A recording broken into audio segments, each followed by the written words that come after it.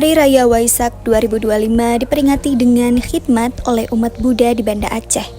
Berlokasi di Vihara Buddha Sakyamuni Banda Aceh, perayaan Waisak 2025 dengan tema tingkatkan pengendalian diri dan kebijaksanaan mewujudkan perdamaian dunia, berlangsung damai dan penuh makna, menjadi simbol toleransi di tengah keberagaman.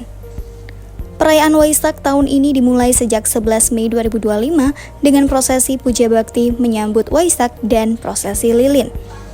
Prosesi lilin tak hanya berlangsung di dalam vihara, tapi juga dibawa berkeliling lingkungan vihara. Puncak perayaan digelar pada 12 Mei 2025 dengan rangkaian ibadah puja bakti utama, pemandian rumpang Buddha, dan makan siang bersama sekitar 300 umat Buddha yang hadir langsung di Vihara Sakyamuni, Banda Aceh.